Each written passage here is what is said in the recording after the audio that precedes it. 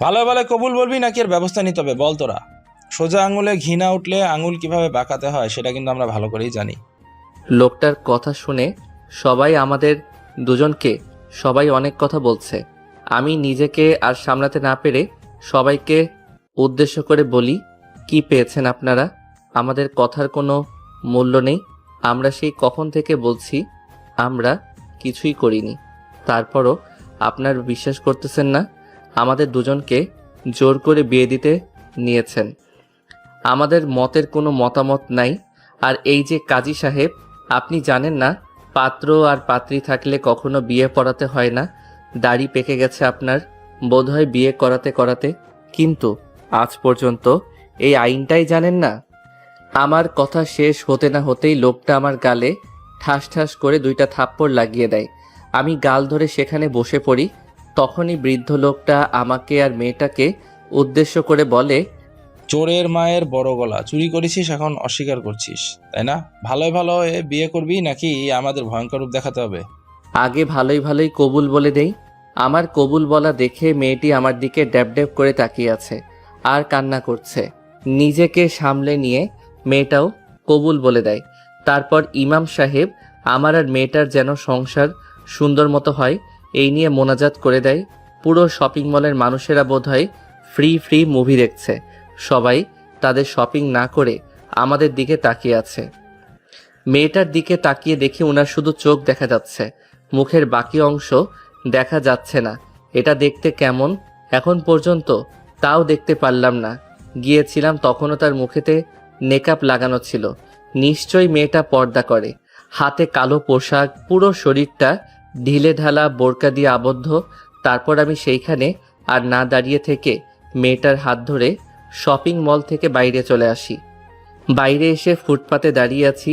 মেয়েটি আমার হাত থেকে ওনার হাত ছাটকা দিয়ে ছাড়িয়ে নিয়ে বলে, কি করলেন আপনি? আপনার কি কোনো হুঁশ নেই? লেডিস ওয়াশরুমে ঢুকে পড়েন। এখন কি হবে? আপনি ভালোই ভালোই আমাকে ডিভোর্স দিবেন এক্ষুনি। বিশ্বাস করেন আমি বুঝতে পারিনি ওইটা লেডিস ওয়াশরুম ছিল। জানতে পারলে কখনো ওয়াশরুমের পা দিয়েও যেতাম না। আর এত বড় কাণ্ড হয়ে গেল, মা বাবা যদি জানতে পারে তাহলে আমার খবর আছে। রাখেন আপনার বাবা মা। আমার বাবা মা আর ভাই যদি জানতে পারে নির্ঘাত আমার কপালে শনি আছে। এই বিষয়টা জানাজানি না করে নিজেদের মধ্যে রেখে দিলেই ভালো হয়। সময় মতো আপনি আমাকে ডিভোর্স দিয়ে দিয়েন। আচ্ছা, তা নিয়ে আপনাকে ভাবতে হবে না। আমি লোকের মুখে শুনেছি যে বিয়ের 6 মাস আগে ডিভোর্স দেওয়া যায় না, তাই 6 মাস অপেক্ষা করতে হবে আপনার। এইখানে কথা না বলি, দেখেন এখনো অনেক লোক আমাদের দিকে তাকিয়ে আছে। এর থেকে চলেন একটা রেস্টুরেন্টে কিংবা পার্কে যাওয়া যাক। আমি তো এখানে নতুন এসেছি, তেমন কিছু একটা চিনি না। আমার কথা সে সত্যি মেয়েটি রাস্তার সামনে গিয়ে একটা রিক্সা দাঁড় করায়। তারপর আমি রিক্সায় উঠে বসি। রিক্সা চলছে তার আপন গতিতে। মেয়েটির কাছ থেকে আমি অনেকটাই দূরত্ব নিয়ে বসে আছি। কোথায় একটু ঝাঁকি লাগলে আমি রিক্সা থেকে পড়ে যাব। একটু পর গিয়ে রিক্সা দাঁড় করিয়ে একটা সুন্দর পার্কের সামনে। রিক্সাওয়ালাকে আমি ভাড়া দিতে যাব, উল্টো মেয়েটা তার ব্যাগ থেকে টাকা বের করে রিক্সাওয়ালাকে দিয়ে দেয়। কোন দিকে আমিও টাকা রিক্সাওয়ালাকে দিতে লাগি। দুজনের জোড়াজুড়িতে রিক্সাওয়ালা বুঝতে পারে না কার টাকা নেবে। তারপর আমার হাত থেকে টাকাটা নিয়ে চলে যায়। অন্যদিকে মেয়েটির টাকাটা দেওয়ায় অনেকটাই রেগে যায়। পা দিয়ে রাস্তায় লাথি মেরে বলে, আপনি টাকা দিতে গেলেন কেন? আমি কি আপনাকে বলেছি টাকা দেওয়ার জন্য? তাহলে আপনি টাকা দিলেন যে? না, আপনি কেন আবার ভাড়া দিতে যাবেন? সত্যি করে কথা বলেন তো, আপনি কি আমাকে আপনার স্ত্রী হিসেবে ভেবে ফেলে দিয়েছেন? আমি দেখছি আপনি আমাকে সেই শপিং মল থেকেই তীক্ষ্ণ দৃষ্টিতে তাকিয়ে আছেন, আর এখন স্বামীর অধিকার দেখাচ্ছেন। মেয়েটা কথা বলতে বলতে পার্কে লেকের সামনে থাকা চেয়ারে বসে পড়ে। আমিও গিয়ে তার পাশের চেয়ারে বসে পড়ি, অনেকটা দূরত্ব বজায় রেখে। উপরের দিকে তাকিয়ে স্বস্তির নিঃশ্বাস ফেলে তার পোস্টে কি উত্তর দিব ভাবতে লাগি। তারপর তাকে উদ্দেশ্য করে বলতে লাগি, দেখেন যা হবার তা হয়ে গেছে। ভুলবশত হোক না কেন, বিয়ে তো মানুষের জীবনে একবারই হয়। আমি বলছি মানে আমি চাচ্ছি না আমাদের ডিভোর্স হোক। আপনি আপনার মতো থাকেন, আমি আমার মতো থাকি। আমাদের যখন বিয়ের সময় হবে তখন না হয় দুই ফ্যামিলিকে আমাদের বিষয়টা জানিয়ে দেব। তারা নিশ্চয়ই আমাদের বিষয়টা বুঝতে পেরে কোনো কথা বলবে না। আমি কথাটা একদমে বলে মেয়েটার দিকে তাকাই থাকি। মেয়েটা লেকের দিকে তাকিয়ে আছে এক দৃষ্টিতে। আমি ভাবতে লাগি, এই বুঝি মেয়েটা এখন আবার গালে ঠাস করে থাপ্পড় লাগিয়ে দিবে। সকালে যে কার মুখ দেখে উঠেছি, যেখানে যাচ্ছি সেখানে শুধু অঘটন ঘটাচ্ছি। আবার ধ্যান ভেঙে মেয়েটির কথা শুনে হ্যাঁ, আমিও তো তাই ভাবছি। বাঙালি মেয়ের বিয়ে একবারই হয়, দ্বিতীয়বার হয় না। যেইভাবেই হোক আমরা এখন স্বামী স্ত্রী, তাই চাচ্ছি এই বিষয়টা না জানাজানি করাই ভালো। আমরা বড় হয়ে আমাদের বিয়ের বয়স হোক, তখন না হয় ফ্যামিলিকে সব কথা জানিয়ে দেব। মেয়েটিকে আবার মতের সঙ্গে একমত দেখে অনেকটা খুশি হই। যাই হোক, পুনরায় আমি তাকে প্রশ্ন করি, আপনি কি পর্দা করেন আর আপনার নাম কি? আমার নাম পপি। আর হ্যাঁ, আমি ছোটবেলা থেকেই পর্দা করি। আজকে শপিংয়ে এসেছিলাম একটা প্রয়োজনে, কিন্তু এসে যা ঘটলো, এর আগে কখনোই শপিংয়ে আসিনি। একা একা বা কিংবা ভাইয়ের সঙ্গে এসেছি। যা ঘটলো তা কখনো ভোলার মতো নয়। তারপর আমি মেয়েটার সঙ্গে টুকিটাকি কিছু কথা বলতে লাগি। সেভাবে বেরিয়ে যায়। অনেক সময় দুপুর গড়িয়ে বিকেল হতে চলল। তখন মেয়েটি অর্থাৎ পপি পুনরায় বলে, ভাইয়াও সরি।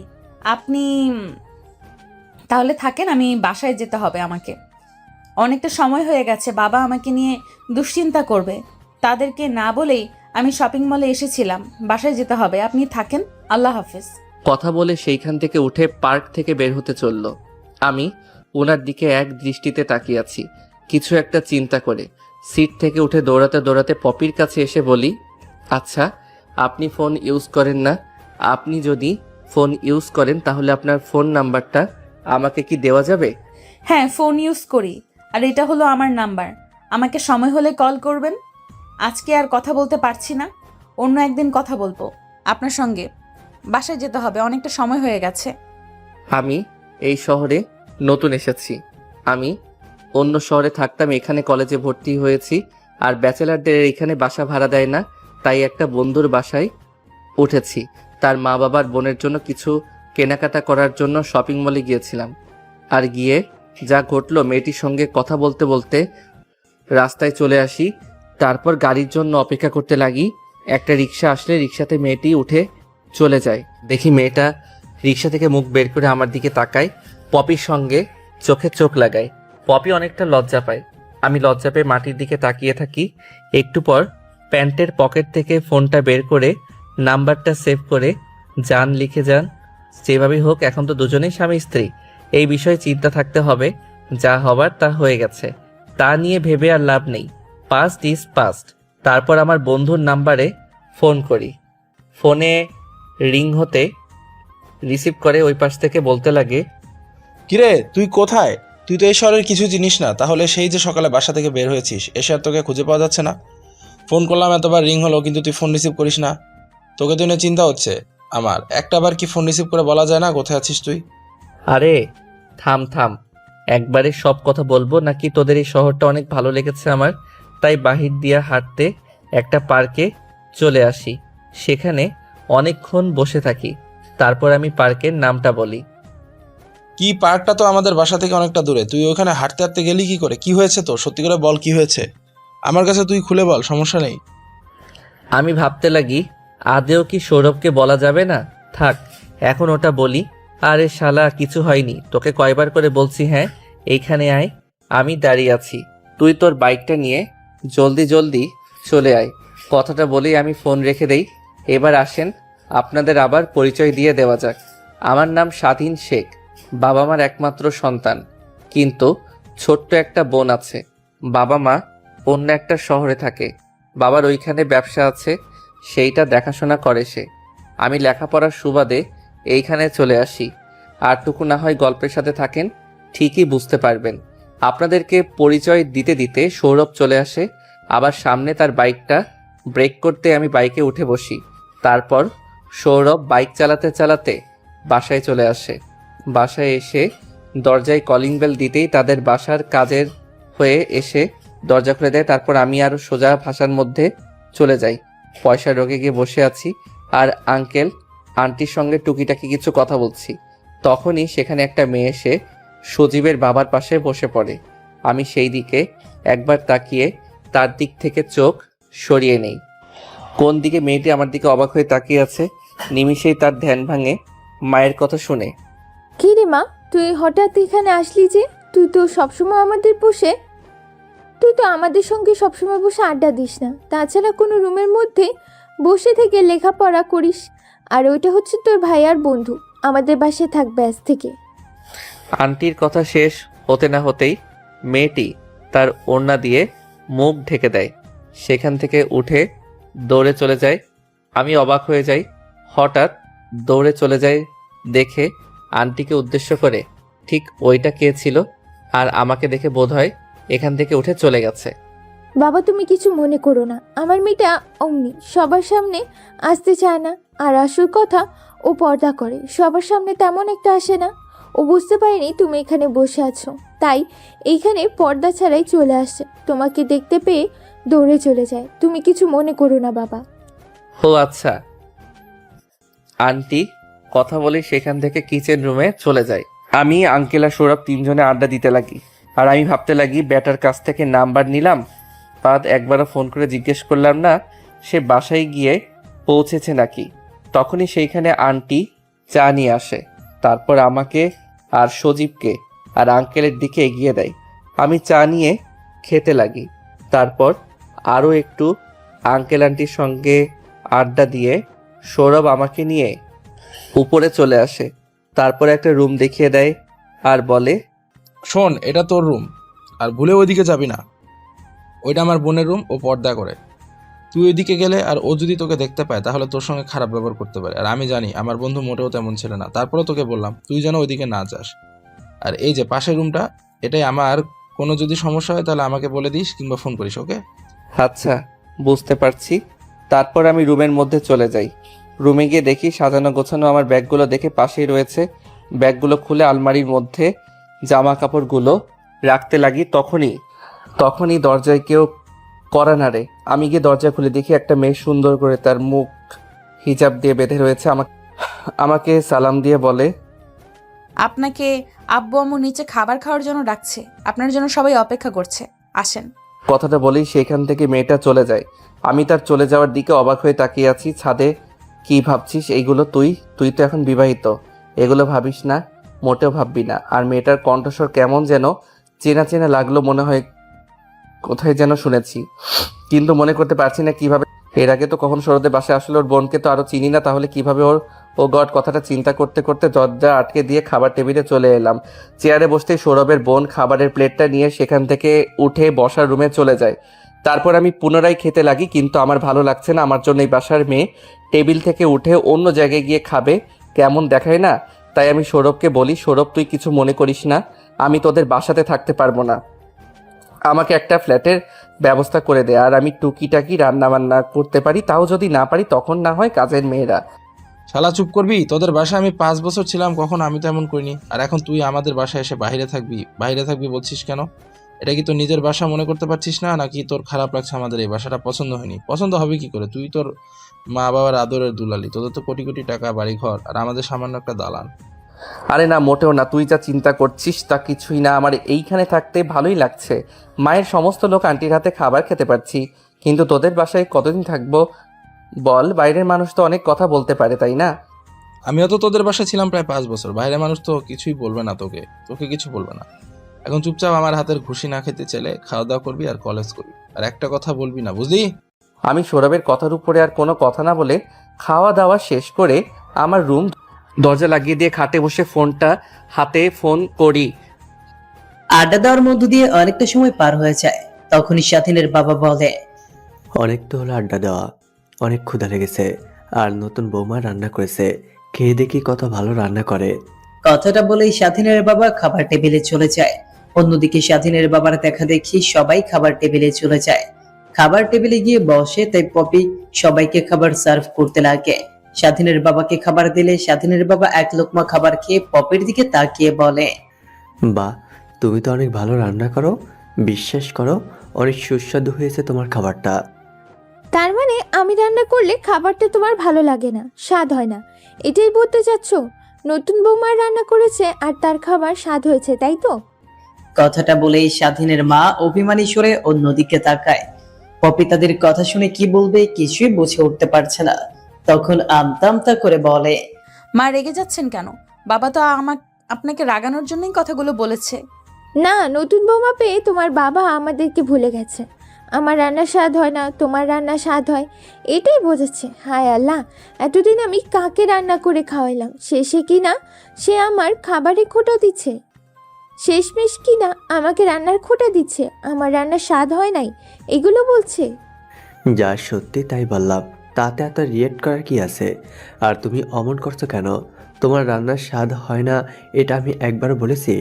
তোমার রান্নার স্বাদ হয়, বাট আজকে নতুন বৌমার হাতের রান্নাটা অনেক স্বাদ হচ্ছে, এটাই বলছি আমি। পপি দুজনের কথোপকথন শুনে ভ্যাবাচাকা খেয়ে যায়। কি বলবে কিছুই বুঝতে পারে না। তার জন্যই আজ তাদের দুজনের মধ্যে ঝগড়া লেগে গিয়েছে।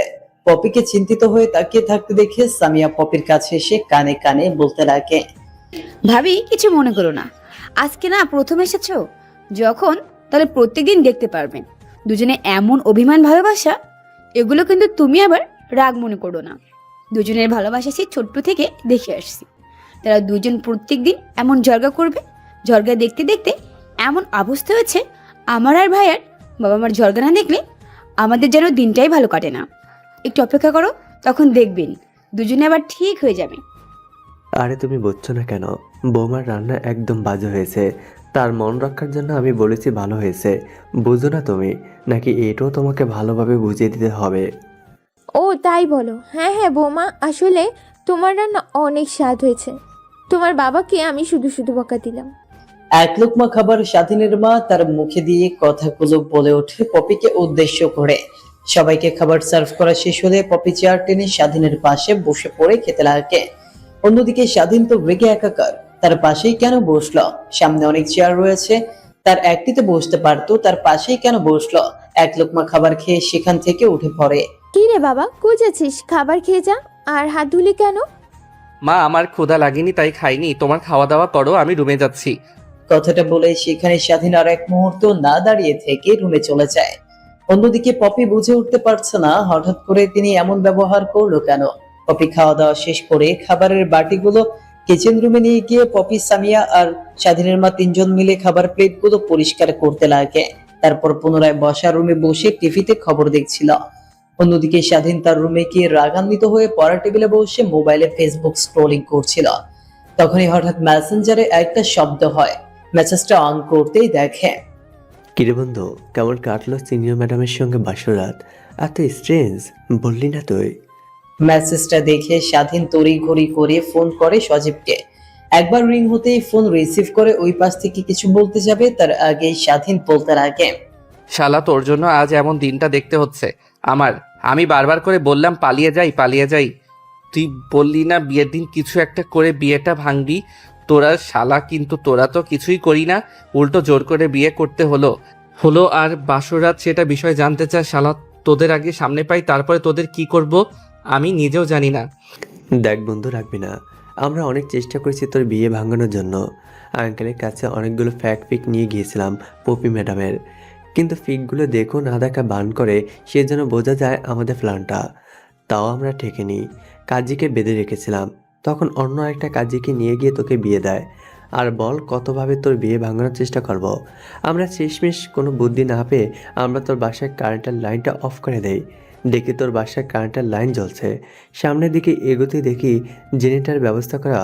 ভেবেছিলাম কারেন্টের লাইন অফ করে দিয়ে তোকে বাসা থেকে বের করে নিয়ে আসবো, কিন্তু তা তো ব্যর্থ হই। বল আর কতভাবে তোকে বাসা থেকে বের করে আনার চেষ্টা করব। আমরা কোনো চেষ্টাতে ত্রুটি রাখিনি, বুঝলি? আর তুই আমাদের 14 গোষ্ঠী উদ্ধার করছিস। আগে তোকে কাছে পাই, তারপর আমরা তোর 14 গোষ্ঠী উদ্ধার করব। কোনো তথ্য দিলি না, উল্টো রাতভর আমাদের দিয়ে কাজ করালি। সত্যি তোরা এত কিছু করেছিস, আজ তোদের বন্ধু হিসেবে পেয়ে আমি অনেক গর্বিত। আচ্ছা তোরা এখন সবাই কোথায় আছিস? আমি তোদের সঙ্গে দেখা করব।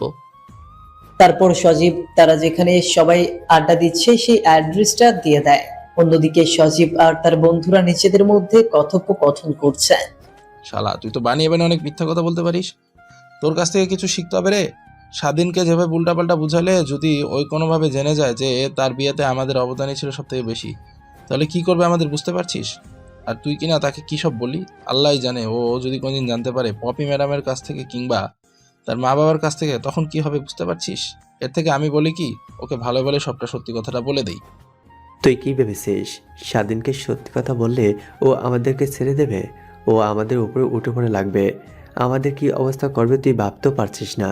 এর থেকে যা বলেছিস সেটাই স্বাধীন বিশ্বাস করে নিয়েছে। আমি বলি কি, যা বলার বলে দিয়েছি, মুখ ফুটে কেউ যেন স্বাধীনকে সত্যি কথা বলে দিস না। তারা নিজেদের মধ্যে কথোপকথন করছিল, তখনই সেখানে বাইক নিয়ে চলে আসে স্বাধীন। চায়ের দোকানের সামনে বাইকটা পার্কিং করে স্টলের মধ্যে ঢুকে পড়ে। স্বাধীনকে সবাই দেখে দাঁড় করে হ্যান্ডশেক করতে লাগে আর বলতে লাগে, ভাই তোর কাছ থেকে ট্রিট চাইবে না। বাসর রাতে কী হয়েছে সেগুলো আমাদের বল, ওটাই আমাদের জন্য ট্রিট। আমরা একটু সেটা শিখে ইন্টেলিজেন্ট হই। শুনবে না, শোনার দরকার নাই। আমি ভিডিও করে এনেছি, সেটা দেখ। এটা দেখে ভালোভাবে এক্সপার্ট হয়ে নে। আরে না, মোটো না। আমরা কি এসব দেখতে চাইছি নাকি? আমি শুধু চেয়েছি কি হয়েছে সেগুলো আমাদের বল, আর না বললে দরকার নেই। থাক, তোর এই বিষয়ে তোদের মধ্যে থাক। আরে না, দেখবি না কেন? দেখ, এই যে দেখ দেখ, দেখে তোরা একটু শেখ। কথাটা বলেই স্বাধীন ওর পকেট থেকে ফোনটা বের করে একটা ভিডিও অন করে সজীব আর ওদের বন্ধুদের দিকে এগিয়ে দেয়। সবাই ভিডিওটা দেখে অবাক হয়ে স্বাধীনের দিকে ছলছল দৃষ্টিতে তাকায়। স্বাধীন ফোনটা অফ করে তার পকেটে রেখে স্বাধীন তার পেছন থেকে একটা শক্ত লাঠি বের করে সবাইকে মারতে লাগে আর বলতে লাগে, শালা, তোরা কি সুন্দরভাবে আমার সঙ্গে মিথ্যা কথা বলতে পারলি? শালারা কি বললি? তোরা অনেক চেষ্টা করেছিস তাই না? উল্টো তোরা আমার বাবার সঙ্গে হাত মিলে আমাকে বিয়ে দিয়েছিস। আমার একদিন আসবে না, সেদিন দেখবি তোদেরকে বাসর ঘরে ঢুকতে দেব না, তোকে ন্যাংটা করে গাছের সঙ্গে ঝুলিয়ে রাখবো। পরের দিন তোকে গাছ থেকে খুলে দেব, সবাই তোকে খুঁজে পাবে না। যখন তোকে এমন অবস্থায় দেখবে, ভাববে তুই চুরি করতে গিয়েছিলি। আর শালা সজীব, সবাই আমার সঙ্গে বাটপারি করতে পারে, কিন্তু তুই করবি না। উল্টো তুই এদের মাস্টার মাইন্ড ছিলিস তাই না? কেন করলি এমনটা বল? তোরা যদি সাহায্য করতে না চাইতি তাহলে আমি বাসা থেকে পালিয়ে যেতাম, কিন্তু তোরা সাহায্যের কথা বলে আমাকে ধোকা দিলি। আরে ভাই শোন, তোর বাবা আগে থেকে জানতো তুই পালানোর চেষ্টা করবি, আর আমাদের কাছে থেকে তুই হেল্প চাইছিস। এটা তোর বাবা আমাদেরকে এসে বলেছে। আমরা বুঝতে পারি তোর বাবা হয়তো তোর প্ল্যান বুঝে গেছে, তাই আমরা তোর বাবার সঙ্গে হাতে হাত মিলাই। তোর বাবা আমাদেরকে বলে আমরা যদি তোকে বিয়ে দিতে সাহায্য করি তাহলে আমাদেরকে ট্রিট দেবে। শালা, সামান্য একটা ট্রিটের জন্য তোরা এত কিছু করতে পারলি? তোরা যদি আগে বলতি তাহলে তোদেরকে টাকা দিয়ে দিতাম, যত টাকা চাইতি তত টাকা দিয়ে দিতাম। এই জীবনে কি তোরা আমার কাছ থেকে কম ট্রিট নিয়েছিস? তারপর তোরা এমনটা করলি কেন বল? আরে ভাই বিশ্বাস কর, তোর বাবা আমাদের হাত পর্যন্ত ধরেছিল যেন তোকে আমরা ম্যাডামের সঙ্গে যেভাবেই হোক বিয়ে দিতে পারি। তোর বাবাকে আমরা আর না করতে পারিনি, এটাই ছিল প্রধান কারণ। তাছাড়া আমরা যেভাবেই হোক তোকে বিয়ের মঞ্চ থেকে হোক উঠিয়ে নিয়ে আসতাম। সজীবের কথা শুনে স্বাধীন চিন্তার মধ্যে ডুব দেয়। হঠাৎ করে তার বাবা কেন সজীবদের হাতে ধরতে যাবে, আর তাকে বিয়ে দেওয়াতে এত উঠে পড়ে লেগেছিল কেন বুঝতে পারে না কিছুই। এর মধ্যে নিশ্চয়ই কোনো রহস্য আছে যেটা স্বাধীনকে উদ্ঘাটন করতেই হবে। তারপর স্বাধীন সবাইকে সরি বলে সবার সঙ্গে আড্ডা দিতে লাগে। আচ্ছা ভাই, বাসরাতে কি ওইসব হয়েছিল ম্যাডামের সঙ্গে? একটা মেরেছি, হাত পা দিয়ে রক্ত বেরোচ্ছে। ভাই, দাগ শুরু করেছিস, তাও ভণ্ডামি বাদ দিলে না তাই না? এত কিছু জানতে হবে না, বাট এইটা শুনে রাগ যে কোনোভাবেই পপি ম্যাডামকে আমি মেনে নিতে পারবো না। যেভাবেই হোক ওনাকে আমি ডিভোর্স দেব। তোদের জানার মতে ভালো উকিল থাকলে আমাকে তাদের অ্যাড্রেসটা দিবি, আমি তার সঙ্গে গিয়ে কথা বলবো। স্বাধীনের কথা শুনে যেন সবাই আকাশ থেকে মাটিতে পড়ে। তখনই সজীব স্বাধীনকে প্রশ্ন করে, কি বলছিস সেগুলো? তুই ডিভোর্স দিবি মানেই ডিভোর্স দিবি? কেন, কি সমস্যা? ম্যাডামের সঙ্গে কথা বলে দেখেছি, সে তো তোকে বিয়ে করতে রাজি আছে। তুই অমত ছিলি, বাট যা হওয়ার তা হয়ে গেছে। এখন তার কিছু করলে তা ঠিক হবে না, আর আমরা কিছু বললে সে কথাও তুই শুনবি না। তার থেকে বলি তোর যা ভালো ইচ্ছা তাই কর, বাট এমন কিছু করিস না যাতে তোর মা বাবা অনেক কষ্ট পায়, তোর মা বাবার সকলের সামনে মাথা নিচু হয়। তোদেরকে এত কিছু বলতে বলিনি, শুধু বলেছি তোর জানা মতে কোনো উকিল থাকলে আমাকে পরিচয় করিয়ে দে। থাক, তোরা এখানে আড্ডা দে, আমি বাসায় যাব। তারপর স্বাধীন সেখানে আর এক মুহূর্ত দাঁড়িয়ে না থেকে দোকান থেকে বের হয়ে বাইকটা নিয়ে রাস্তা দিয়ে যেতে লাগে। কিছুই ভালো লাগছে না তার, কি করবে কিছুই বুঝে উঠতে পারছে না। যেন মনে হচ্ছে কোনো নিরিবিলি স্থানে গিয়ে জোরে সোরে চিৎকার করে কান্না করতে। হঠাৎ তার জীবনের সঙ্গে এগুলো কি ঘটে গেল। তারপর বাইকটা নিয়ে একটা নিরিবিলি পার্কে গিয়ে ব্রেক করে পার্কে বাইকটা রেখে পার্কের সিটে বসে পড়ে। পানির দিকে তাকিয়ে আনমনে ভাবছে, সজীব ঠিকই বলেছে। মা বাবা যেভাবে পপিকে নিজের মেয়ের মতো আগলে রেখেছে, এখন যদি পপিকে ডিভোর্স দেই তাহলে তাদের কাছ থেকে আমি অনেকটা দূরে চলে যাব, আর আমাকে অনেক খারাপ ভাববে তারা। এর থেকে পপির বিষয়ে তাদেরকে উল্টাপাল্টা কিছু বোঝাতে হবে না। এগুলো কি ভাবছি আমি? একটা নির্দোষের সম্পর্কে কেন মা বাবাকে উল্টাপাল্টা কিছু বলবো? আমি চাইলেই তো তার সঙ্গে সব কিছু ঠিক করে নিতে পারি। তাহলে এত চিন্তার কোনো মানে নেই তো। মেনে নিয়ে যে নিজের করে নেব তাহলে কি ওনাকে খাওয়াবো? এখন তো আমি নিজেই চলি, বাবার টাকায় না, এত কিছু চিন্তা করতে পারবো না। যা হবার তা হবে। ম্যাম, কি আমার ডিভোর্স দিতে হবে? আনমনে এই কথাগুলো ভাবছিল, হঠাৎ পেছন থেকে একটা মেয়ে এসে স্বাধীনের কাছে এসে বলতে লাগে, ভাইয়া ভাইয়া একটা গোলাপ নেন। হঠাৎ কারো কণ্ঠস্বর শুনতে পেয়ে স্বাধীন পাশে তাকিয়ে দেখে একটা সুন্দর মেয়ে এক হাতে একটা বালতিতে অনেকগুলো গোলাপ ফুল নিয়ে তার পাশে দাঁড়িয়ে আছে। স্বাধীন ওর দিকে ছলছল দৃষ্টিতে তাকাতেই মেয়েটা পুনরায় বলে, ভাইয়া একটা গোলাপ নেন। আজকের দিনে একটা গোলাপও বিক্রি করতে পারি নাই। বাসায় যেতে হবে, সন্ধ্যা হয়ে আসলো, মার জন্য খাবার নিয়ে যেতে হবে, কিন্তু 1 টাকাও নেই। প্লিজ ভাইয়া একটা গোলাপ কিনেন। স্বাধীন মেয়েটার মুখের পানে তাকিয়ে দেখে মুখটা মায়াবী, যে কেউ দেখলেই মায়ে পড়তে বাধ্য হয়ে যাবে। যদি মেয়েটার মা না থাকতো তাহলে তাকে নিয়ে যেত ওর বাসায়, নিজের ছোট বোনের মতো করে মানুষ করত। তখনই মেয়েটা পুনরায় বলে, ভাইয়া একটা গোলাপ নিবেন? ভাবিকে নিয়ে দিলে অনেক খুশি হবে, দেখেন। তোমার নাম কি আপু? আর এত অল্প বয়সে তুমি ফুল বিক্রি করছো কেন? তোমার বাবা নেই? ভাইয়া আমার নাম ফুলি, আর বাবা আছে, সে মদ খেয়ে বাসায় আসে। যে টাকা কাজ করে সেই টাকায় মদ খেয়েই বাসায় চলে আসে, আর মাকে অনেক মারধর করে। আর মা সংসার চালায়, বাসায় বাসায় গিয়ে কাজ করে। কিন্তু বিগত 7 দিন মা অনেক অসুস্থ, ডাক্তারের কাছে নিয়ে গিয়েছিলাম। অনেকগুলো ওষুধের লিস্ট দিয়েছে, সেগুলো কিনতে অনেক অনেক টাকা লাগবে, কিন্তু আমার কাছে তো অত টাকা নাই। তাই আব্বার পকেট থেকে 1000 টাকা চুরি করে আমি ফুল নিয়ে বের হয়েছি বিক্রি করার জন্য।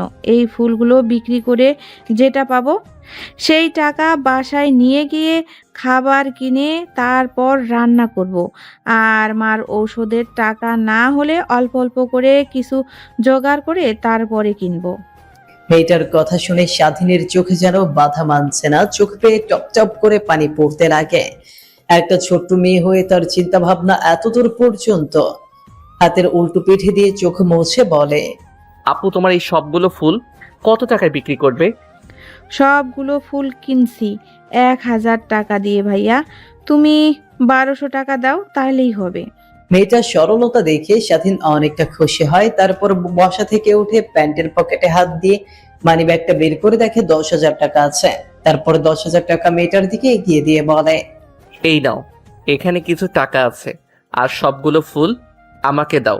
আর এই টাকাগুলো নিয়ে তোমাদের জন্য খাবার কিনবে, আর কালকে তোমার মাকে ভালো একটা ডাক্তারের কাছে নিয়ে যাবে। তারপর যে সব ওষুধ পাতে দেবে সেই সব ওষুধ কিনে তোমার মাকে খাওয়াবে। না ভাইয়া, আমি আপনার কাছ থেকে এতগুলো টাকা নিতে পারবো না। মা নিষেধ করে দিয়েছে বাইরের মানুষের কাছ থেকে টাকা না নিতে। আপনি আমাকে 1200 টাকা দেন, তাহলেই হবে। একটু আগে না তুমি না আমাকে ভাইয়া বললে? তাহলে আমি তোমার ভাইয়া। ভাইয়ার কাছ থেকে কখনো টাকা নিতে হলে আমতা আমতা করতে হয় না। এই নাও টাকা, আর এনো আমার কাঁধে কোনো সমস্যা হলে আমাকে ফোন করো। তারপর স্বাধীনের অনেক জোরাজুরিতে ফুলি মেয়েটা তার কাছ থেকে টাকাগুলো নিয়ে নেয়। তারপর ফুলগুলো সব স্বাধীনকে দিয়ে দেয়। তারপর পার্কের বেঞ্চে বসে ফুলি মেয়েটার সঙ্গে স্বাধীন কথা বলছিল। অনেকটা সময় পার হয়ে যাওয়ার পর ফুলি মেয়েটা সেখান থেকে চলে যায়। স্বাধীন আর না বসে থেকে বাইকটা নিয়ে সোজা বাসার উদ্দেশ্যে রওনা হয়। একটু পর বাসায় চলে আসে। দরজায় কলিং বেল দিতেই কাজের মেয়ে এসে দরজা খুলে দেয়। স্বাধীন এদিকে না তাকিয়ে সোজা তার রুমে চলে যায়। ফোনটা টি টেবিলে রেখে ওয়াশরুমে চলে যায়। অন্যদিকে পপি স্বাধীনের মা বাবা আর বোনের সঙ্গে আড্ডা দিচ্ছিল। স্বাধীনকে তার রুমের দিকে যেতে দেখে সেখানে আর না বসে থেকে বসা থেকে উঠে পপি তার রুমের দিকে যেতে লাগে। রুমে গিয়ে টি টেবিলে ফুল দেখে অনেকটা খুশি হয়, কারণ পপির অনেক গোলাপ ফুল পছন্দ। টি টেবিলের উপর থেকে গোলাপ ফুলগুলো হাতে নিয়ে শুকতে লাগে। ঠিক তখনই দরজা খট করে খুলে যায়। ওয়াশরুম থেকে স্বাধীন বের হয়। ফুলগুলো পপির হাতে দেখে অনেকটা রেগে যায়। বাথরুম থেকে বের হয়ে দৌড়ে পপির কাছে এসে ওর হাত থেকে ফুলগুলো কেড়ে নিয়ে মাটিতে রেখে পা দিয়ে পিষতে লাগে ফুলগুলো দুমড়ে মুচড়ে যায়, নষ্ট হয়ে যায়। পপি সেদিকে হা হয়ে তাকিয়ে আছে। কি করছে এগুলো? টাকা দিয়ে ফুল কিনে নিয়ে এসে ফুলগুলো এইভাবে নষ্ট করছো কেন তুমি? আমি ফোন কিনে নিয়ে এসে নষ্ট করব না কি করব আমি আপনার কাছ থেকে জানতে চাইনি। আর আপনার সাহস কি করে হয়? আমি ফুল কিনেছি আর আপনি সেই ফুলগুলো হাতে নিয়ে সুগন্ধ নিচ্ছেন। আমি ভেবেছি আমার জন্য ফুল এনেছো, আর গোলাপ ফুল আমার অনেক পছন্দ সেই ছোটবেলা থেকেই, তাই আমি ফুলগুলো হাতে নিয়ে সুগন্ধ নিয়েছি। তো বন্ধুরা, এতক্ষণ ধরে গল্পটি শুনেছো। গল্পটি তোমাদের কাছে কেমন লাগছে? যদি গল্পটি ভালো লেগে থাকে এবং এ ধরনের গল্প আরও শুনতে পছন্দ করো, তাহলে এক্ষুনি নিচে থাকা সাবস্ক্রাইব বাটনটি টিপে আমাদের পরিবারের একজন সদস্য হয়ে যাও এবং গল্পটি কন্টিনিউ করো। আর হ্যাঁ, একটি সুন্দর কমেন্ট করতে কিন্তু ভুলবে না। আমি জানতাম না যে তুমি ফুলগুলো অন্য কারোর জন্য এনেছিলে, সরি। স্বাধীনকে আর কোনো কথা বলতে না দিয়ে পপি রুম থেকে চলে যায়। কান্না করতে করতে সোজা ছাদে চলে যায়। স্বাধীন পপির যাওয়ার দিকে তেমন একটা ভ্রুক্ষেপ না করে পুনরায় খাটে এসে আধশোয়া হয়ে বসে ফেসবুক স্ক্রলিং করছিল। তখনই একটা মেইলি ফেসবুক অ্যাকাউন্ট থেকে ধুম করে একটা মেসেজ আসে। স্বাধীন মেসেজটা অন করে দেখে পপি অন্য একটা ছেলের সঙ্গে খারাপ কাজে লিপ্ত হয়ে আছে, আর পাশ থেকে একটা ছেলে ভিডিও করছে। তখনই স্বাধীনের মনে পড়ে যায় বাসর ঘরের কথা। তাহলে একটা মেয়ে এমন কাজ করে ভার্জিন হয় কি করে? স্বাধীনের পুরো মনে আছে মেয়েটা ভার্জিন ছিল, তাহলে এমন কিভাবে হতে পারে? আনমনে কথাগুলো ভাবছিল স্বাধীন। তারপর মেয়েটি মেসেজ করে, কে আপনি? বাট ওই পাশ থেকে কোনো রিপ্লাই আসে না, অফলাইন হয়ে গেছে আইডিটা। তখনই স্বাধীন তার রুম থেকে বের হয়ে নিচে চলে আসে, পপিকে খুঁজতে লাগে। নিচে পপিকে দেখতে না পেয়ে সামিয়াকে ডাক দিয়ে বলে, কে সামিয়া? তুই তোর ভাবিকে দেখেছিস? কখন থেকে দেখছি না যে কই গেছে জানিস কি? নিজেও দেখছি না, আমার সঙ্গে দেখছি না, বাবা মার সঙ্গে তো আড্ডা দিচ্ছে না, তাহলে কই গেল সে? ভাইয়া, তুমি কি একবারও খেয়াল করে দেখেছো? ভাবি কিন্তু প্রায় গিয়ে ছাদে দাঁড়িয়ে থাকে, শহরের মনোমুগ্ধকর পরিবেশটা উপভোগ করে। তুমি যে একবার ছাদে দেখো, দেখবে ভাবি আসছে নিশ্চয়ই। তারপর স্বাধীন বসার রুম থেকে উঠে সোজা ছাদে চলে যায়। ছাদে গিয়ে দেখে পপি একা হয়ে বাহিরের দিকে তাকিয়ে আছে। ওর কাছে গিয়ে পেটে হাত দিয়ে পাশে ঘুরিয়ে দেখে কান্না করছে। নিমিষে পপি তার হাত দিয়ে চোখের জল মুছে স্বাধীনের দিকে তাকিয়ে, কি হয়েছে তোমার হঠাৎ করে? পেছন থেকে এমন ভাবে আচমকা টান দিলে কেন? পপিকে আর কোনো কথা বলতে না দিয়ে স্বাধীন তার ফোনটা অন করে ভিডিওটা প্লে করে পপির দিকে এগিয়ে দেয়। পপি ভিডিওটা দেখে অবাক হয়ে যায়, স্বাধীনের দিকে বড় বড় দৃষ্টিতে তাকিয়ে বলে, বিশ্বাস করো তুমি, এগুলো সব বানোয়াট, এডিট করা। এসব আমি মোটেও করিনি। হয়তো তোমাকে কেউ একজন আমার বিষয়ে ভুল বলেছে, তাই হয়তো তুমি আমাকে মেনে নিতে পারছো না স্ত্রী হিসেবে, তাই তো? স্ত্রী হিসেবে মেনে নাও বা না নাও, কিন্তু একটা কথা বিশ্বাস করো যে এগুলো সব এডিট করা। এগুলোর সঙ্গে আমি একদমই করিনি। আমার জানা মতে আপনার কোনো শত্রু নেই যে আপনার ভিডিও এডিট করে আমার কাছে দেবে। আর কারো মনে ঠেকা পড়ছে যে আমাদের সংসারের আগুন জ্বালাতে আসবে। নিশ্চয়ই আপনি এমন কিছু করেছেন, না হলে কখনোই এই ভিডিওটা কোনোভাবে এডিট করা আমার মনে হচ্ছে না। স্বাধীনের কথা শেষ হতে না হতেই পপি স্বাধীনের পায়ের নিচে স্বাধীনের পা ধরে বলতে রাখে, বিশ্বাস করো এগুলো সব বানোয়াট, এডিট করা ভিডিও। ওই মেয়েটা আমি না, হয়তোবা অন্য কেউ ছিল। পপিকে লাথি দিয়ে ছাদ থেকে খটখট করে নিচে চলে আসে। অন্যদিকে পপি ছাদে দাঁড়িয়ে আনমনে ভাবছে কে বা কারা তাদের সংসারে এমন ভাবে আগুন জ্বালাচ্ছে, স্বাধীনকে ভুল বোঝাচ্ছে।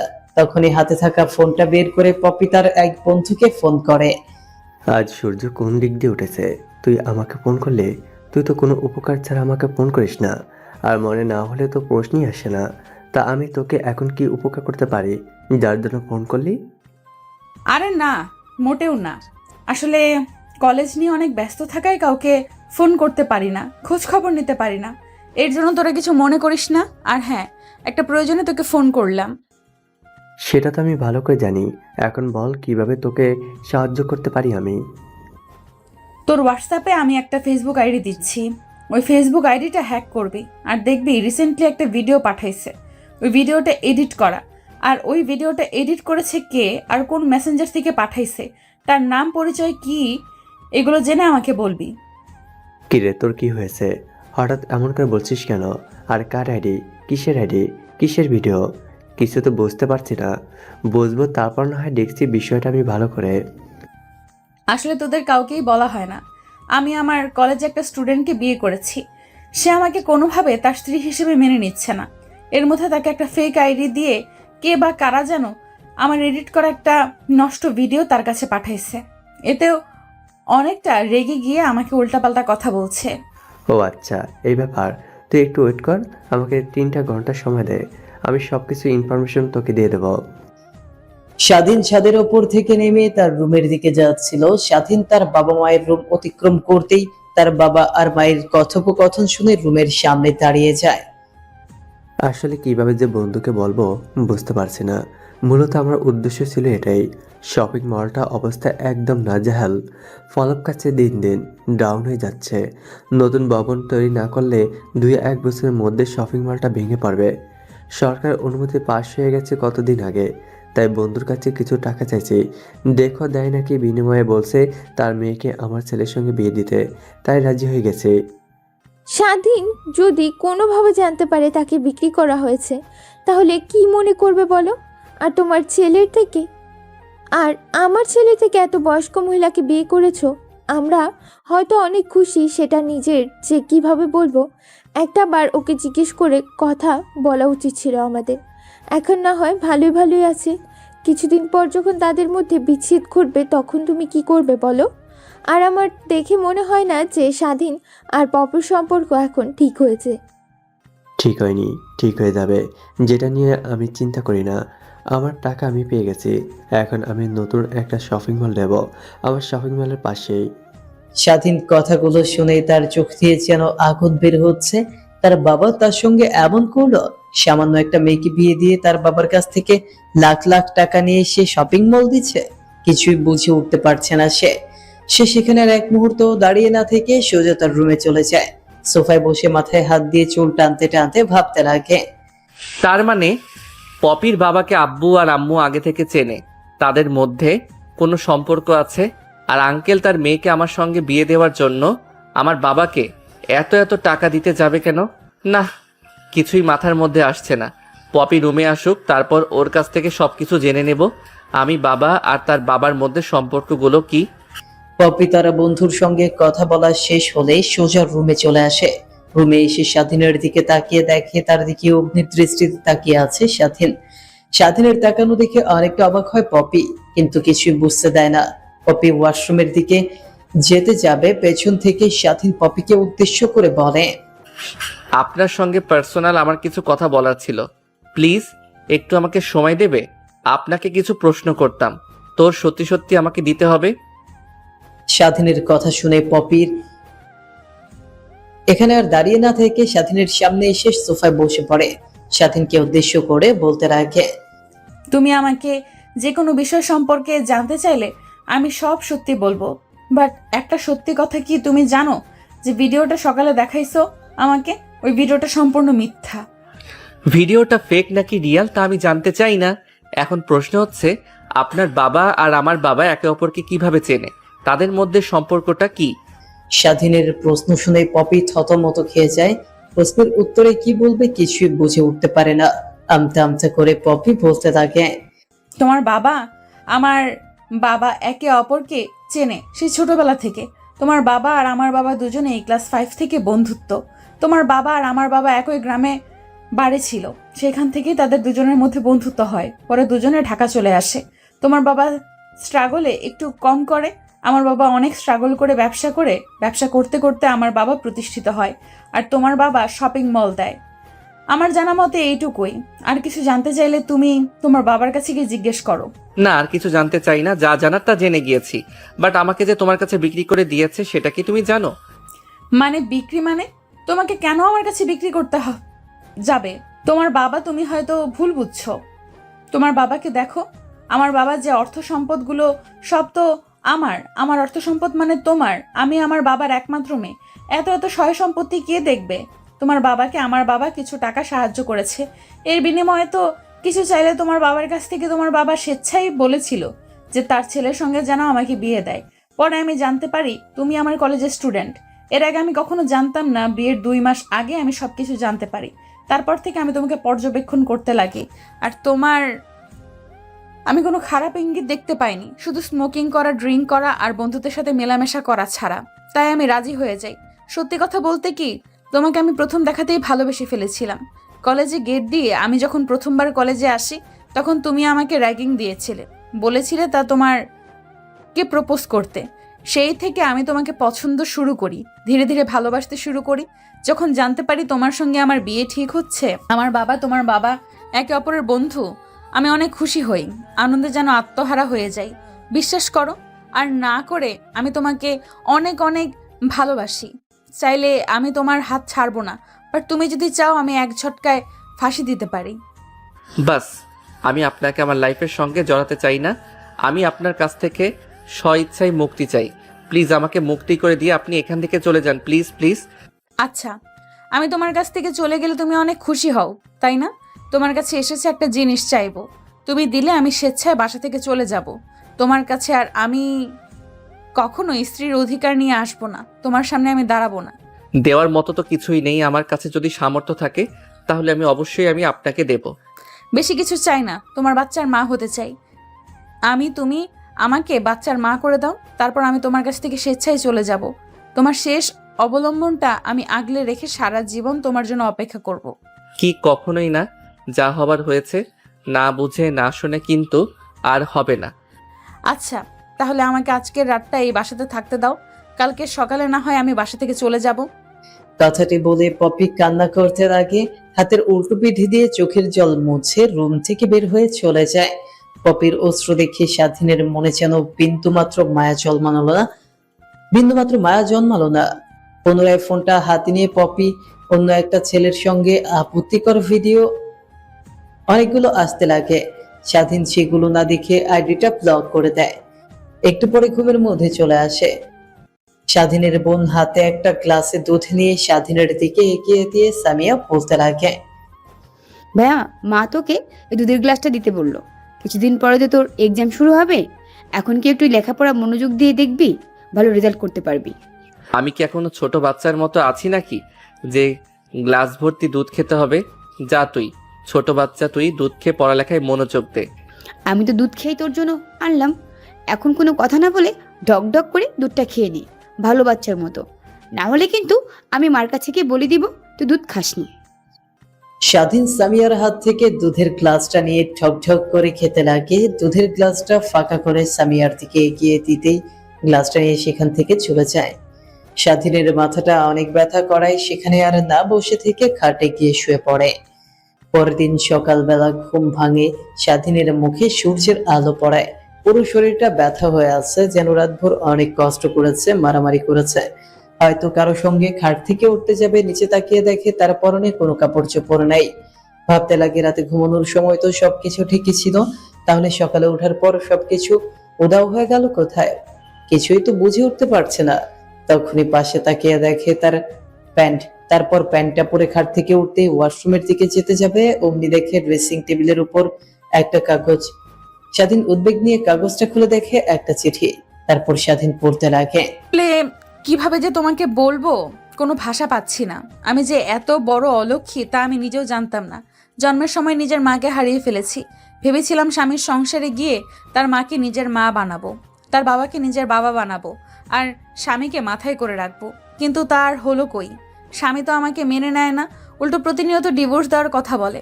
আমি চাই তোমার জীবন থেকে চলে আসলাম।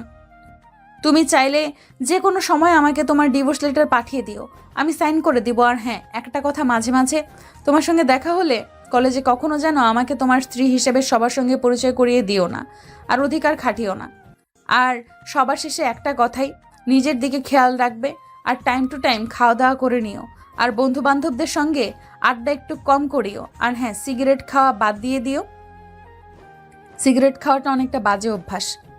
চিঠিটা পড়ে মুখের কোণায় হাসির দেখা ফুটে ওঠে স্বাধীনের। নিমেষেই যেন তার মুখ চুপসে যায়। চিঠির বলা কথাগুলো চিন্তা করে, কিন্তু কি করার, যা ভেবেছিল তাই হয়েছে। কথাগুলো ভাবছিল, হঠাৎ ফোনে মেসেজ। টুনের শব্দ আসে। দূরে গিয়ে ফোনটা হাতে নিয়ে দেখে অন্য আরেকটা ফেসবুক অ্যাকাউন্ট থেকে তাকে মেসেজ করেছে। ভাই আমি সেই যে কিনা আপনাকে ম্যামের গোপন ভিডিও দিতাম। বিশ্বাস করেন, ম্যামের কোনো গোপন ভিডিও নেই। আমি ভিডিওগুলো এডিট করে আপনার কাছে দিতাম। আমি জেনে গিয়েছিলাম যে আপনার আর ম্যামের বিয়ে হয়ে গিয়েছে। আমি ম্যামকে একদমই সহ্য করতে পারতাম না, তাই রাগের বশে এমন করেছি।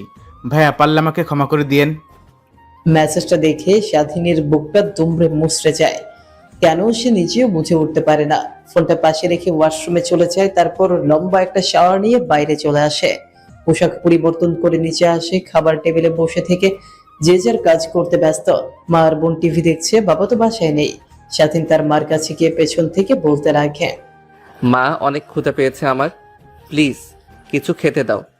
কিছু বেড়ে দিতে পারবো না, তোর হাত নেই, তুই বেড়ে খা নিজেই। দেখ খাবার টেবিলে সব কিছু গোছানো আছে, তোকে বেড়ে মুখে তুলে খাইয়ে দিতে হবে। যদি এটাই ইচ্ছা হয় তাহলে অন্য একটা তোর নিজের পছন্দ মতো বিয়ে করে ঘরে নিয়ে আয়, আর তারপর না হয় নিজের বউয়ের হাতে রান্না খাবি। মা এগুলো কি শুরু করলে তুমি? যা সত্যি তাই বলেছি। খাবার টেবিলে খাবার আছে, মন চাইলে খেয়ে নে, না চাইলে না খা। স্বাধীন তার মার কথা শুনে অনেকটা রেগে যায়। টেবিলে থাকা প্লেটটা হাতে নিয়ে আছাড় দিয়ে সেখানে আর না দাঁড়িয়ে থেকে বাইক নিয়ে বাড়ি থেকে বের হয়ে যায়।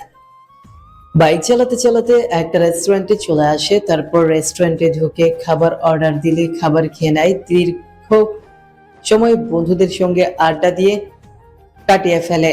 রাত যখন অনেকটা গভীর হয়, বাসে গিয়ে কলিং বেল দিতেই কেউ এসে দরজা খুলে দেয় না দেখে তো স্বাধীন একাকার। এত রাত হয়ে গেছে, এত করে কলিং বেল দিচ্ছে কিন্তু কেউ দরজা খুলছে না। বাইরে থেকে অনেক চিৎকার চেঁচামেচি করতে লাগে। পরে স্বাধীনের মা এসে দরজা খুলে দেয়। সে কখন থেকে ডাকছে তোমাদের দরজার সামনে দাঁড়িয়ে থেকে? তোমাদের কি আমার ডাক কানে যায় না নাকি? এত করে ডাকছি, দরজা খোলার নামগন্ধ নেই। রাত 12টা 1টায় বাসায় ফিরবি, বন্ধুদের সঙ্গে আড্ডা দিয়ে তোর জন্য এত রাত বসে থাকবে কে বল? রাত জাগতে পারবো না। সময় মতো বাসায় না ফিরলে এমনই হবে। আজকে দরজাটা খুলে দিলাম, কিন্তু অন্যান্য দিন দরজাটাও খুলতে পারবো না বলে দিলাম। মা তোমার আচরণ, বিহেভিয়ার চেঞ্জ কেন? কি হয়েছে? আমি কি এমন ভুল করলাম তোমরা এমন করছো? দেখ তোকে কিছু বলতে চাই না, যা বোঝার তুই ঠিকই বুঝতে পারছিস, না বোঝার ভান করিস না। আমার একদম পছন্দ হয় না। যা তোর রুমে চলে যা, আমার অনেক ঘুম পাইছে, আমি ঘুমাবো। কথাটা বলেই স্বাধীনের মা দরজা লাগিয়ে দিয়ে তার রুমে চলে যায়। অন্যদিকে স্বাধীন এক পা করে তার রুমের দিকে এগুচ্ছে আর ভাবছে। তার মানে পপি ম্যাডাম বাসা থেকে চলে যাওয়ায় সবাই আমার উপর রেগে আছে। আর কোনো চিন্তা না করে স্বাধীন তার রুমে গিয়ে ঘুমিয়ে পড়ে। পরদিন সকালবেলা ঘুম ভাঙতেই ঘড়ির দিকে তাকিয়ে দেখে বেলা 12টা বেজে গেছে। এত বেলা হয়ে গেল, এখন পর্যন্ত কেউ তাকে ডাকতে এলো না। অন্যান্য দিন এত বেলা হলে তাকে ডাকার জন্য মা নয়তো বোন আসতো কিংবা পপি আসতো, কিন্তু আজ কেউ আসলো না। দিন দিন মা বাবা বোনের ব্যবহার কেমন যেন লাগছে। স্বাধীনের জন্য বাসায় থেকেও সে অন্য গ্রহে বাস করে। এভাবে কেটে যায় অনেকটা দিন। স্বাধীন তেমন একটা কলেজেও যায় না। অনেকদিন পর আজ কলেজ যাচ্ছে। কলেজে গিয়ে তার গাড়িটা পার্কিং লটে রেখে সে শিমুলতলায় গিয়ে আড্ডা দেওয়ার ওইখানে গিয়ে স্বাধীন তার বন্ধুদের সঙ্গে গিয়ে আড্ডা দিতে লাগে। সেভাবে অনেকটা সময় কেটে যায়। তারপর এক এক করে সবাই ক্লাসরুমে চলে আসে। স্বাধীন তাদের সঙ্গে ক্লাসরুমে গিয়ে সিটে বসে ক্লাস করতে লাগে। যখন পপি ম্যাডামের ক্লাস আসে তখন স্বাধীন রুম থেকে বের হতে যাবে, তখন স্বাধীনের বন্ধুরা তাকে জোর করে ক্লাসে রেখে দেয়। পপি ম্যাডাম ক্লাসে এসে স্বাধীনের দিকে তাকাতেই তার মুখ ফ্যাকাশে হয়ে যায়। কারণ এই স্বাধীন একদম শুকিয়ে গেছে, মুখ চোখ একদম কালো বর্ণ ধারণ করেছে। ঠিক মতো খাওয়া দাওয়া করে না, ঠিক করে ঘুমায় না। পপির চোখ দিয়ে এক ফোঁটা অশ্রু গড়িয়ে পড়লে পপি নিমিষেই তার হাত দিয়ে মুছে নেয়। তারপর এক এক করে সবার ক্লাস করাতে লাগে। স্বাধীনের ক্লাস করতে আর ভালো লাগছে না, তাই রুম থেকে বের হয়ে ক্যান্টিনে চলে যায়। ক্যান্টিনে খাবার খেয়ে লেকের পাশে যাচ্ছিল, তখন লেকের সাইডে থাকা জঙ্গলে চিৎকার শুনতে পায়। তখন স্বাধীন সেদিকে গিয়ে দেখে অনেকগুলো ছেলে একটা মেয়ের সঙ্গে জোর জবরদস্তি করছে। তখন স্বাধীন গিয়ে দেখে জুনিয়র ছেলে পেলে স্বাধীন এপাশ ওপাশ তাকিয়ে একটা লাঠি দেখতে পায়, সেটা তুলে নিয়ে প্রত্যেককে মারতে লাগে। স্বাধীনের মার খেয়ে সবাই সেখান থেকে দৌড়াতে দৌড়াতে চলে আসে। তারপর স্বাধীন তার শার্ট খুলে মেয়েটির দিকে না তাকিয়ে এগিয়ে দিতেই মেয়েটিও তার শরীরে ছড়িয়ে নেয়। তারপর স্বাধীন মেয়েটির হাত চেপে ধরে জঙ্গল থেকে বের হতে লাগে। তখনই ওই দিক দিয়ে পপি লেকের পাড়ে যাচ্ছিল। স্বাধীন আর মেয়েটিকে এমন অবস্থায় দেখতে পেয়ে পপি অন্য কিছু একটা বুঝে নেয়। দৌড়ে স্বাধীনের কাছে এসে ঠাস ঠাস করে থাপ্পড় লাগিয়ে দিয়ে বলে, কুত্তার বাচ্চা, এতদিন তো ড্রিঙ্ক করতি, নেশা করতি, এখন মেয়েদের সঙ্গেও নোংরামি শুরু করেছিস। কি ক্ষতি করেছিল মেয়েটা তোর? তোর তো স্ত্রী আছে, চাইলে তার কাছে গিয়ে ভোগ করতে পারতি, তা না করে অন্য একটা মেয়ের সঙ্গে। ছি, বলতেও ঘৃণা হচ্ছে আমার। তোকে আমার কলেজ থেকে বের করে দেব, যেইভাবেই হোক, প্রিন্সিপাল স্যারকে বলে। আর এই মেয়ে, তুমি আসো, তুমি সাক্ষী দিবে। ম্যাডাম কি বলছেন এগুলো? ভাইয়া তো আমাকে বাঁচাইছে। আমার ক্লাসে কিছু বখাটে ছেলে পেলে আমাকে ক্যান্টিন থেকে জোর করে তুলে জঙ্গলে নিয়ে আসে। তারপর আমার সঙ্গে যখন খারাপ কাজ করতে যাবে তখন ভাইয়াটি তাদের হাত থেকে আমাকে রক্ষা করে। আর আপনি ভাইয়াটিকে কেউ ভুলভাল বলছেন বলেন তো? যদি পারেন আপনি ওই ছেলেগুলোকে এই কলেজ থেকে বের করে দিন। ওই ছেলেগুলো অনেক খারাপ, অনেক মেয়ের সঙ্গে বাজে কাজ করে, অনেক মেয়েকে টিস করে, তাদের জ্বালাতে অনেক মেয়ে কলেজে আসতে চায় না। তুমি আমার সঙ্গে আসো, ওদের পরিচয় দাও, আর তারপর আমি ওদের কিভাবে কলেজ থেকে বের করতে হয় দেখছি। আর হ্যাঁ, আপনাকে সরি ভুল বোঝার জন্য। পপির কথা শুনে স্বাধীন বাঁকা হেসে সেখান থেকে চলে আসে।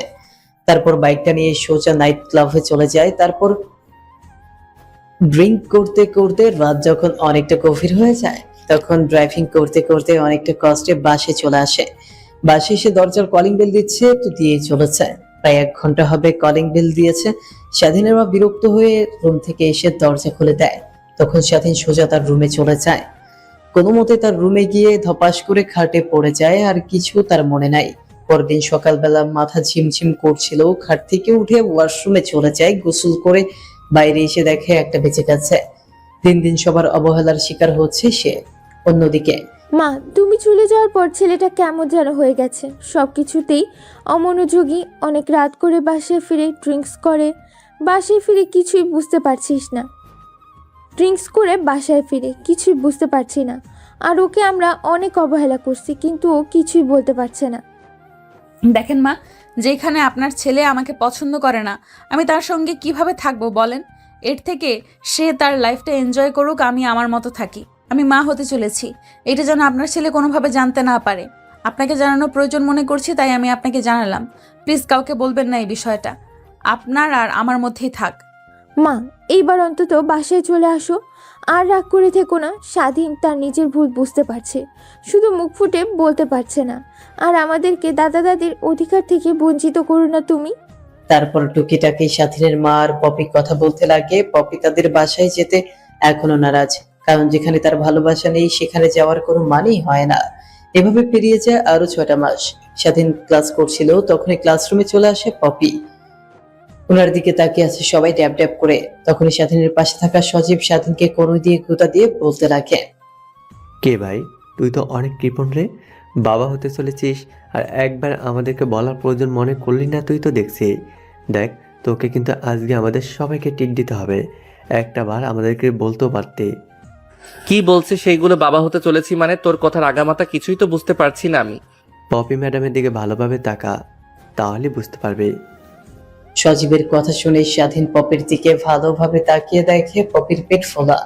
এমন ভাবে চলে আসে যেন যে কেউ মনে করবে পেটে বাচ্চা আছে। কিন্তু কিভাবে এমনটা সম্ভব স্বাধীন কোনোভাবেই বুঝে উঠতে পারছে না। আমাদেরকে উল্লু বানানো, তাই না? কয়েকদিন পর বাচ্চা বাবা হতে চলেছিস। ভাই বিশ্বাস কর। তারপর স্বাধীন সজীবকে তার আর পপির সম্পর্কে শুরু থেকে শেষ পর্যন্ত বলতে লাগে। সজীব স্বাধীনের কথা শুনে যেন আকাশ থেকে মাটিতে পড়ে। কিভাবে এসব সম্ভব? তার মানে পপি ম্যাডাম দুশ্চরিত্রা একটা মহিলা? ভাবতেও কেমন যেন অবাক হচ্ছে। যতদিন ধরে চিনে তখনও তার চরিত্রে কিঞ্চিত পরিমাণে ভুল ইঙ্গিত দেখতে পায়নি সে। আজ কিনা এত কিছু হয়ে গেল। দেখ, আমার মনে হয় কি কোনোভাবে না কোনোভাবে তুই ওই বাচ্চার বাবা। পপি ম্যাডামকে আমরা যতদিন ধরে চিনি সে কোনোভাবেই দুশ্চরিত্রা মহিলা না। এই বাচ্চা বাবা তুই। তুই কোনোভাবে ওনাকে এগিয়ে জিজ্ঞেস কর, তাহলে তুই সত্যিটা জানতে পারবি। আমি বলি কি, ক্লাস শেষ হওয়ার পর ম্যাডামকে স্থানে দেখে নিয়ে গিয়ে বলিস, তাহলে ম্যাডাম সব কিছু খুলে বলবে, তখন না হয় কনফিউশন থেকে দূর হতে পারবি। যে কথা সেই কাজ। একটু পর যখন পপি ম্যাডাম ক্লাসরুম থেকে বের হয়ে যেতে লাগে, টিচার্স রুমের দিকে একটা ফাঁকা রুম পেয়ে যাচ্ছিল, তখনই ফাঁকা রুম থেকে স্বাধীন পপি ম্যাডামকে টান দিয়ে রুমের মধ্যে নিয়ে যায়। পুরো ঘর অন্ধকার, ঠিক তেমন ভাবে পপি দেখতে পাচ্ছে না সামনে থাকা ছেলেটাকে। নিজেকে সামলানোর জন্য সামনে থাকা ছেলেটাকে এলো পাথারি চড় থাপ্পড় দিতে লাগে। স্বাধীন পপির হাত চেপে ধরে বলতে লাগে, আপনার পেটের বাচ্চার বাবাকে সত্যি করে বলবেন। স্বাধীনের কথা শুনে পপি হা হা করে হাসতে লাগে। পপির হাসির কারণ স্বাধীন কিছুই বুঝতে পারে না। একটু পর পপি হাসি থামিয়ে দিয়ে বলতে লাগে, তুই শুনে কি করবি? তুই তো এই বাচ্চার বাপ না, তাই না? আর তোর জানার কোনো অধিকার নেই। আর তুই না বলেছিলি আমাকে ডিভোর্স দিবি? তা এখনো আমি তোর ডিভোর্স লেটার হাতে পেলাম না কেন? দেখেন, আমার প্রশ্নের উত্তরটা আমি চাইছি। আপনার আজে বাজে প্রশ্ন আমি শুনতে চাইনি। আপনার পেটের, অর্থাৎ আপনার অবগত বাচ্চার বাবাকে আর কি তার পরিচয়? ওর বাবা পৃথিবীতে আর বেঁচে নেই, অনেক আগেই মারা গেছে। ও পৃথিবীতে প্রতিষ্ঠিত হলে এটা জানতে পারবে তার বাবা এই পৃথিবীতে নেই, মারা গেছে। আর কিছু জানতে চান আপনি? এখন যান। চাই না আমাকে কেউ দেখে ফেলে সমস্যা হবে। মানে এটা আমাদের বাচ্চা, তাই না? যেখানে আমাকে স্ত্রী হিসেবে মানতে চান না, সেখানে আমাকে স্ত্রী হিসেবে মেনে না নিয়ে সেখানে আমার পেটের বাচ্চাকে আপনার কিভাবে আপনার বাচ্চা বলে দাবি করছেন বলেন তো দেখি? এই বাচ্চার বাবা পৃথিবীতে বেঁচে নেই, এটাই সত্যি, এটাই বাস্তব, বুঝলেন? আর নেক্সট টাইম হুটহাট করে এমন ব্যবহার করবেন না। যদি করেন তাহলে আমি এর একটা ব্যবস্থা নেব বলে দিলাম। পপির কথা শেষ হতে না হতেই স্বাধীন তার হাত ছেড়ে দিয়ে পপির হাত তার পিঠে রেখে বলতে লাগে, আপনার হাত আপনার পেটে, আপনার ছেলের মাথায় হাত রেখে বলেন যে আপনার ছেলের বাবা মারা গেছে, সেই পৃথিবীতে বেঁচে নেই। আর আমি আপনার ছেলের বাবা না, তাহলে আমি আর আপনার সামনে জীবনে আর কখনোই মুখ দেখাবো না। আমি আপনার কাছ থেকে অনেক অনেক অনেক দূরে চলে যাব। আমার বাচ্চার বাবা বেঁচে আছে, আর বাচ্চার বাবা কেউ না, তুমি। স্বাধীন পপির কথা শুনে অনেকটা খুশি হয়। নিমিষেই তার চোখে অশ্রু নেমে আসে। এই অশ্রু যেন দুঃখের না, সুখের অশ্রু। তারপর পপির হাত ট্রেনের রুম থেকে বের করে কলেজের পাশে থাকা লেকের পাড়ে গিয়ে একটা প্রান্তিতে বসে দিয়ে পপিকে আর স্বাধীন মাটিতে বসে পপির কাছে বলতে লাগে, প্লিজ আমাকে ক্ষমা করে দেন, আমি আপনাকে ছাড়া অচল। আপনি ছাড়া আমি এই জীবনে বড় দুষ্কর। প্লিজ প্লিজ প্লিজ আপনি আমাকে ক্ষমা করে দেন। আর আমার সঙ্গে আমার বাসায় চলুন। আপনি বের হয়ে যাওয়ার পর থেকে এই 8টা মাস আমি কিভাবে কত কষ্ট করে যে আমি বাসায় রয়েছি একমাত্র আমি জানি, আর উপরওয়ালা জানে। বাসায় গেলেই সবসময় অবহেলার শিকার হচ্ছি। কেউ ভালোবাসে না, সবসময় সবাই যত ভালোবাসতো এখন কেউ আমার যত্ন নেয় না। খেয়েছি কিনা খেয়েছি সেটাও জানতে চাই না। তো আমি কি করব? আমি কেন আপনার বাসায় যাব? আর আপনাকে ডিভোর্স দিতে হবে না, অল্প কিছুদিনের মধ্যে আমি আপনাকে ডিভোর্স পাঠিয়ে দেব। প্লিজ সে ডিভোর্স লেটারে সই করে দিয়েন। আর এই বাচ্চার অধিকার নিয়ে কখনো আমার সামনে আসবেন না। এই বাচ্চার যখন ভূমিষ্ঠ হবে তখন তার বাবার নামের জায়গা লেখা থাকবে মৃত, বুঝলেন? প্লিজ তুমি মোটেও এমন কাজ করো না। আমার বাবুকে আমার কাছ থেকে দূরে সরিয়ে রেখো না। স্বাধীনকে আর কোনো কথা বলতে না দিয়ে সেখান থেকে উঠে চলে যায় পপি। স্বাধীন সেখানে ঠাই মেরে দাঁড়িয়ে থেকে কান্না করছে তো করছে, নিজেকে শুধু দোষারোপ করছে। সেখানে আর দাঁড়িয়ে না থেকে ক্লাসরুমে গিয়ে কাঁধে ব্যাগ ঝুলিয়ে ক্লাসরুম থেকে বের হয়ে পার্কিং লট থেকে বাইকটা নিয়ে সোজা বাসায় চলে যায়। দরজার কলিং বেল দিতেই কাজের মেয়ে সে দরজা খুলে দেয়। বাসার রুমে গিয়ে দেখে তার মা আর বোন বসে আছে। স্বাধীন তার মার কাছে গিয়ে বসে তার পা জড়িয়ে ধরে বলতে লাগে, মা, আমি অনেক ভুল করেছি। আমি তো ওনার কাছ থেকে অনেক ক্ষমা চাচ্ছি, কিন্তু আমাকে তো তিনি কোনোভাবেই ক্ষমা করে দিচ্ছে না। তোমরা বললে ক্ষমা করবে, আমি জানি তোমাদের সঙ্গে এখনো ওনার কথা নাই। প্লিজ একটু বলো না আমাকে যেন ক্ষমা করে দিয়ে পুনরায় আমার কাছে চলে আসে। স্বাধীনের মা স্বাধীনের কথা এক কান দিয়ে শুনে অন্য কান দিয়ে বের করে দিচ্ছে। এভাবেই কেটে যায় আরো অনেক কয়টা দিন। স্বাধীন প্রতিনিয়ত পপির কাছে গিয়ে তার অধিকার চায়, কিন্তু পপি স্বাধীনকে তার অধিকার দিতে বারবার নারাজ থাকে। দেখতে দেখতে ডেলিভারি অর্থাৎ বাচ্চা ভূমিষ্ঠ হওয়ার দিন ঘনিয়ে আসে। কলেজ থেকে ছুটি নিয়ে এখন পপি বাসায় থাকে, তাই স্বাধীন পপিকে দেখতে পায় না। পপির বাসায় অনেকবার গিয়েছে, বাট গেটের দারোয়ান স্বাধীনকে বাসার মধ্যে ঢুকতে দেয়নি, গেট থেকে তাড়িয়ে দিয়েছে। রাতের বেলা অনেকবার চেষ্টা করেছে, ছাদে গিয়ে সোজা পপির রুমে গিয়ে তার পায়ে ধরে মাফ চেয়েছে, কিন্তু পপি মাফ করে দিতে নারাজ হয়। এভাবে অনেকটা সময় পার হয়ে যায়। পপির প্রসব ব্যথা উঠলে তার বাবা তাকে হাসপাতালে নিয়ে যায়। অন্যদিকে পপি তার ফোন বের করে স্বাধীনের মা বাবা আর বোনকে ফোন করে হাসপাতালে অ্যাড্রেসটা বললে তারা হাসপাতালে চলে আসে। অন্যদিকে স্বাধীন তার রুমে বসে থেকে কান্না করছিল। তখনই স্বাধীনের ফোনে সজীব ফোন করে বলতে লাগে, স্বাধীন কই তুই? এই হসপিটালে চলে আয়, দেখ তোর কত কিউট একটা ছেলে হয়েছে, আমরা সবাই দেখেছি, তুইও চলে আয়। তারপর সজীব স্বাধীনকে হসপিটালের অ্যাড্রেসটা দিতেই স্বাধীন ফোনটা কেটে দিয়ে বাইক দিয়ে ফুল স্পিডে হসপিটালে চলে আসে। হসপিটালে এসে কেবিনে এসে দেখে সবাই বাবুকে নিয়ে দেখছে। তারপর স্বাধীনের মা স্বাধীনের হাতে তার ছেলেকে ধরিয়ে দিয়ে এক এক করে রুম থেকে সবাই চলে যায়। তারপর স্বাধীন তার ছেলেকে কোলে নিয়ে মুখে মাথায় গালে চুমু খেতে লাগে। তারপর পপির কাছে নিয়ে গিয়ে তার পাশে শুয়ে দিয়ে পুনরায় পপির পা চেপে ধরে বলতে লাগে, এই খুশির দিনে আমাকে আর কষ্ট দিয়েন না প্লিজ, আমাকে ক্ষমা করে দেন, আমি আমার ভুল বুঝতে পারছি। আমাকে বাবার অধিকার থেকে সরিয়ে দিয়েন না, আর কখনো আমি আপনাকে ভুল বুঝবো না। আপনাকে আমি অনেক ভালোবাসবো, আমি অধিকার দেব। কথাটা বলছে আর অঝরে কান্না করছে। স্বাধীনের কান্না দেখে নিমিষে পপি হাসি দিয়ে ওঠে। পপির হাসি দেখে স্বাধীন তার চোখের পানি মুছে পপির দিকে ড্যাব ড্যাব করে তাকিয়ে বলে, প্লিজ আমাকে ক্ষমা করে দাও। হয়েছে হয়েছে বাবা, হয়েছে। এক বাচ্চার বাবা হয়ে গেছো, আর এত ক্ষমা চাইতে হবে না। ক্ষমা করে দিলাম, বাট একটা শর্তে। কি শর্ত? আমি তোমার হাজারটা শর্তে রাজি আছি। শর্তটা অনেক অল্প। আমাকে অনেক অনেক ভালোবাসতে হবে, আমার ছেলের থেকে আমাকে অনেক ভালোবাসতে হবে। পপির কথা শুনে স্বাধীন হাসতে লাগে। স্বাধীনের হাসি দেখে পপিও হাসতে লাগে। তো ভিউয়ার্স, কেমন লাগলো গল্পটা? বাকি গল্পের জন্য অপেক্ষা করবেন। ধন্যবাদ।